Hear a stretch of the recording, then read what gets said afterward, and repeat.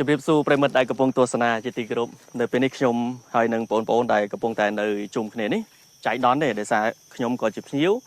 ปนก็จะเนี่ยภูมิในตีตังในไอจุบบ่ปนสกอลทลบลือจุบบ่ได้ป่ะจุ่มชี้ตาปนยังได้ช่วยจัดดาวกับสารหนึ่งรีดีช่วยเดบอลเตชอนในตัวเต็มประเทศการไปชี้สกอลจุบบ่ให้ในกระบายกระดีรุมยังนี่ทีได้chỉตึกđấyได้เมียนแต่โดยเดบอลเตชอนแบบทอมเชียดในครั้งที่เป็นได้เพลย์โจลtừตึกจุจุบ่จังไงเนี่ยหรือก็ตึกเละตึกเละจุบ่บองปอนตึกขังมุกคือตึกเละจุบ่ให้ชมบานพญาลานพญามาโตจมูกน้องบองปอนกรมการเงี้ยยืงให้ปอนเนี่ยในตีตังนี้ในขังกราวมาให้ก็ปะตาเลยนี่ยืงมาตามดองเพลย์ลางtớiตึกจุบ่ในขังเลยได้ซาตาเลยนี่ยืงจับโจชนามให้ให้นำมวยtiếtอะไรนึงคือจับดาวประมาณไงจงใจนี่เฮียงติเจียเนาะ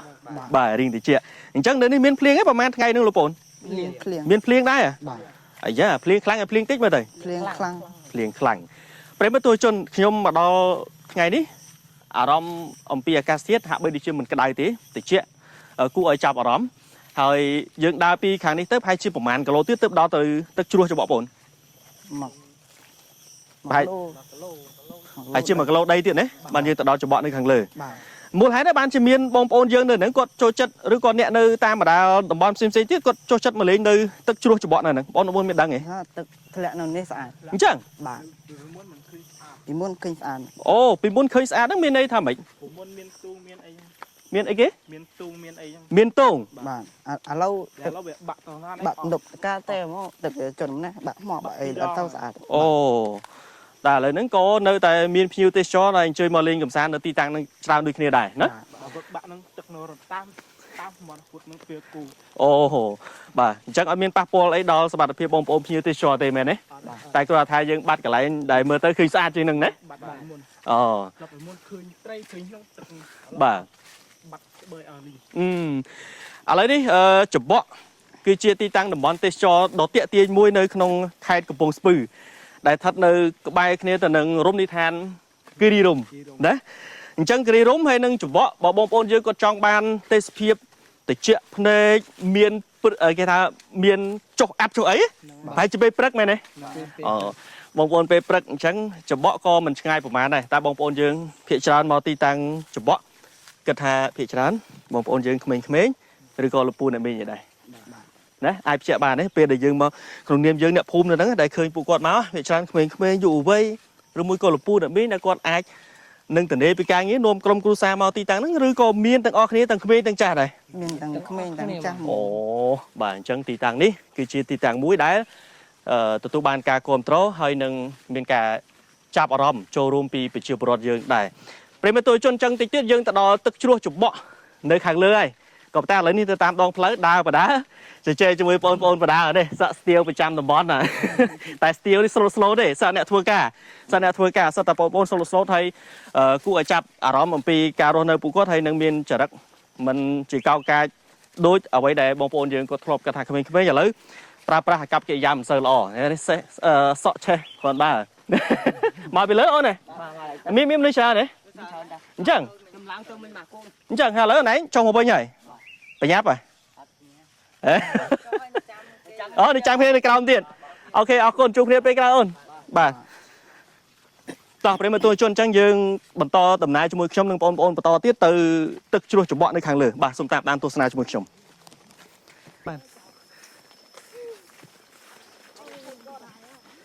ดองcái đó là ấy bông phải mà cái lỗ đây tiếp đi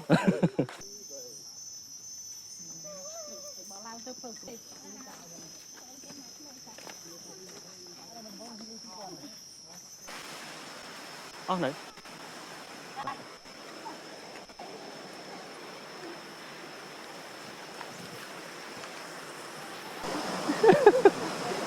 xa tới được về nhớ mò lần chu từng ọt nêu không nữa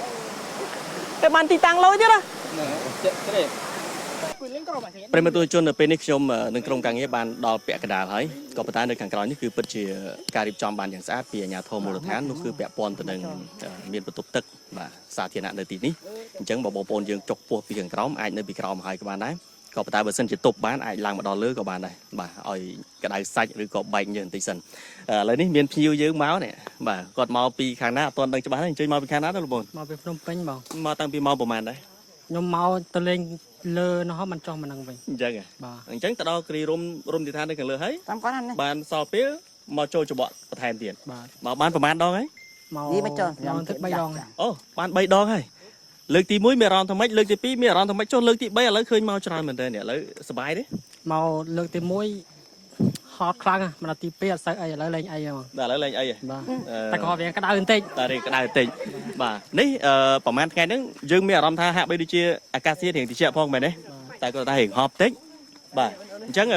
មានពី5ផ្សាយបងប្អូនយើងអ្នកដែលចូលចិត្តដំណើរកំសាន្តណាជាពិសេសនៅក្នុងតំបន់បាទព្រៃភ្នំអញ្ចឹងដែលមើលទៅហាក់បីដូចជាទទួលបានអារម្មណ៍មួយប្លែកហើយបើយើងមកជាមួយនឹងមិត្តភ័ក្តិអញ្ចេះកាន់តែបានអារម្មណ៍មួយសប្បាយរីករាយណាបាទមានពី5ផ្សាយបងប្អូនយើងដែលមិនទាន់បានមកលេងចំបក់គ្រីរុំទេ ចង់ឲ្យមកលេងនៅបានច្រើនឲ្យជួយលើកស្ទួយទេសចរខ្មែរយើង បាទខ្ញុំក៏មិនមានអីច្រើនដែរប្រិមិត្តទូរជនចង់ឲ្យបងប្អូនយើងមកកំសាន្តបានច្រើននៅទីតាំងនេះឬក៏តំបន់ផ្សេងៗទៀតដែលជាតំបន់ទេសចររបស់កម្ពុជាយើងដែលមិនចាញ់បរទេសប្រហែលទេក៏ប៉ុន្តែយើងដើរលេងឲ្យសពនៅក្នុងស្រុកសិនក៏បានដើម្បីបង្ហាញអំពីចរន្តសេដ្ឋកិច្ចនិងការគ្រប់គ្រងអំពីតំបន់ទេសចរទាំងទេសចរធម្មជាតិនិងទេសចរបែបកែច្នៃឥឡូវនេះយើងកំពុងតែទទួលបានការគ្រប់គ្រងថ្ងៃសម្រាប់ចុងសប្តាហ៍ចេះបងប្អូនយើងអញ្ជើញមកច្រើនមែនទែនជាពិសេសយុវជនបាទអញ្ចឹងសូមនាំអារម្មណ៍បងប្អូនយើងទៅតាមដានជាមួយនឹងខ្ញុំនៅទឹកធ្លាក់ច្បក់ខាងលើទៀតនេះគ្រាន់តែស្ថិតនៅក្នុងដំណាក់កាលកណ្ដាលទេនៅបន្តិចទៀតបានដល់បាទ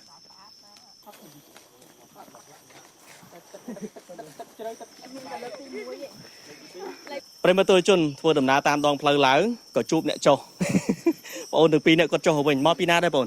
មកពីទឹកជ្រួយច្បក់ មកពី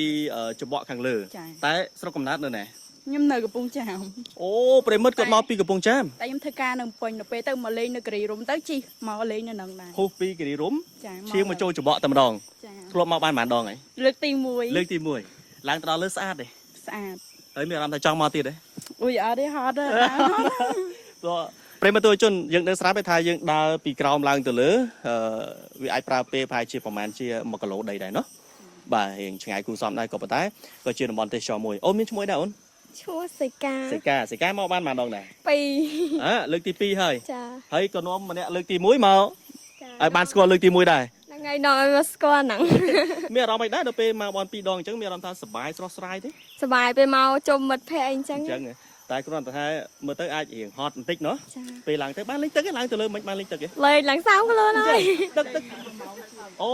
ទឹកនៅខាងលើធ្លាក់មកស្អាតទេ ស្អាត អញ្ចឹងមានពាក្យអីចង់ផ្ដាំផ្ញើបងប្អូនយើងដែលអត់ទាន់ដែរមកលេងនៅច្បក់គ្រីរុំយើងឯង ចឹងផ្ដើមថាបើដែរមកលេងនឹងមក ហើយជាពិសេសនៅក្នុងខែភាសាចេះអាចនឹងទឹកធ្លាក់កាន់តែច្រើនហើយមើលទៅភាពស្រស់ស្អាតទៀតណា ចា អូខេអរគុណច្រើន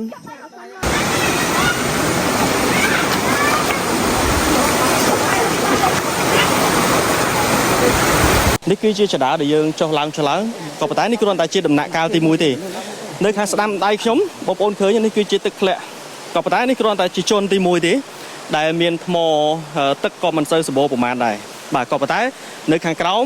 បើនៅខាងលើរឹតតែស្អាតទៀតប្រិមត្តទូរជនមើលឃើញអំពីដំណើរទស្សនាចរពីបងប្អូនប្រជាពលរដ្ឋយើងច្រើនមែនតើនៅក្នុងតំបន់ឥឡូវនេះឃើញមានក្មេងៗយុវជនយើងគាត់នាំគ្នាមកជាក្រុមដើម្បីកំសាន្តនេះគឺជាការជំរុញឲ្យឃើញអំពីកំណើនទេសចរជាតិរបស់យើងអ្នកនៅក្នុងស្រុកដើម្បីបង្កើតទៅលើចរន្តសេដ្ឋកិច្ចដើម្បីពួកគាត់មកហ្នឹងទី1មានអ្នកចេញចូលនៅក្នុងតំបន់ហ្នឹងទី2គឺត្រូវការចាយវានៅទីនេះដូចគ្នាដែរក៏ប៉ុន្តែហេតុអីបានជាគាត់នៅតែត្រូវការមកទីនេះទី1គឺតេតិនទៅនឹងទេសភាពដ៏ស្រស់ស្អាតបែបហ្នឹងអញ្ចឹងបងប្អូនប្រិមត្តទូរជននេះតែជួនខាងក្រោមទេនៅខាងលើទៀតខ្ញុំនឹងនាំបងប្អូនយើងឡើងទៅដល់ជួនខាងលើតែម្ដងនៅទឹកធ្លាក់អញ្ចឹងគ្រាន់តែចង់បង្ហាញជូនថាខ្ញុំបានមកដល់ទីតាំងនៅខាងក្រោមនេះមួយជួនហើយនៅសល់ខាងលើទៀតដែលកាន់តែស្រស់ស្អាតហើយទឹកបែបនេះគឺត្រជាក់ខ្លាំងនាំអារម្មណ៍ប្រិមត្តទៅតាមដានជាមួយខ្ញុំនៅខាងលើបន្តទៀតបាទ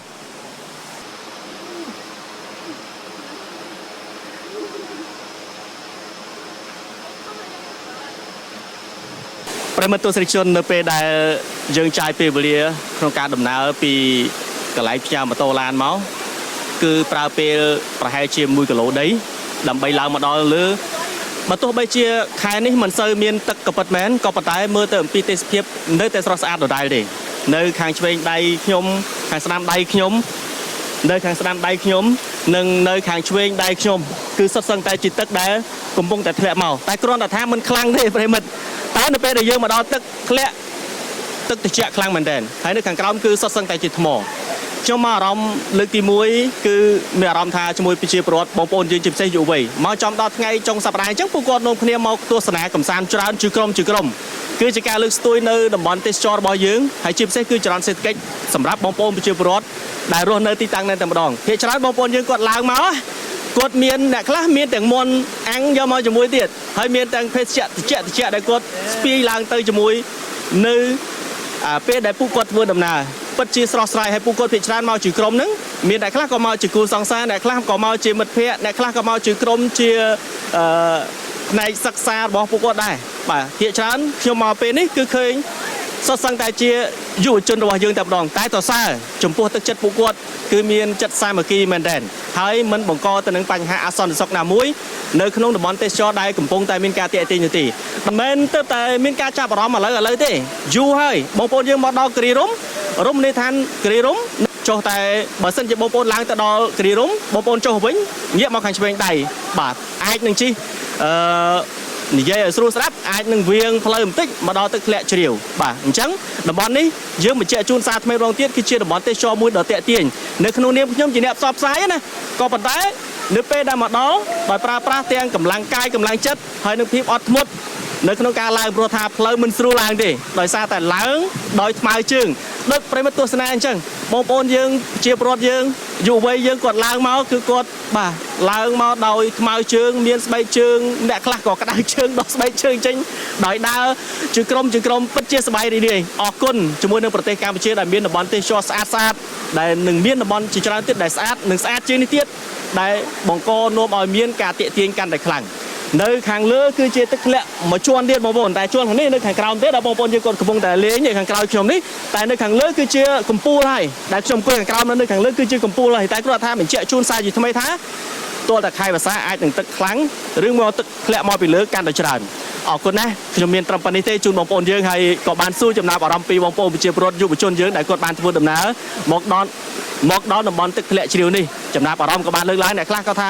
ទៅមកលើកទី1អ្នកខ្លះក៏គាត់បញ្ជាក់ថាមកច្រើនដល់ក៏ប៉ុន្តែនៅតែចាប់អារម្មណ៍នៅក្នុងតំបន់ទឹកធ្លាក់ដោយសារតែអ្នកខ្លះក៏ថាគាត់នៅទីតាំងហ្នឹងគាត់ឧស្សាហ៍មកញឹកញាប់អ្នកខ្លះទៀតគាត់មកពីភ្នំពេញហ្នឹងហើយអ្នកខ្លះទៀតគាត់មកពីកំពង់ឆ្នាំងពិតជាសប្បាយរីករាយនៅអ្វីដែលយើងទទួលបាននៅក្នុងពេលនេះហើយក៏មិនភ្លេចដែរនៅ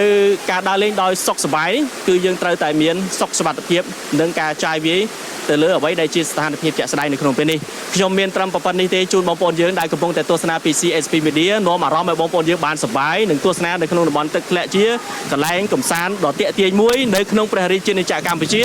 នោះគឺស្ថិតនៅក្នុងខេត្តកំពង់ស្ពឺខ្ញុំសុផលនិងក្រុមការងារសូមអរគុណលោកអ្នកគោរពលាត្រឹមប៉ុណ្ណេះ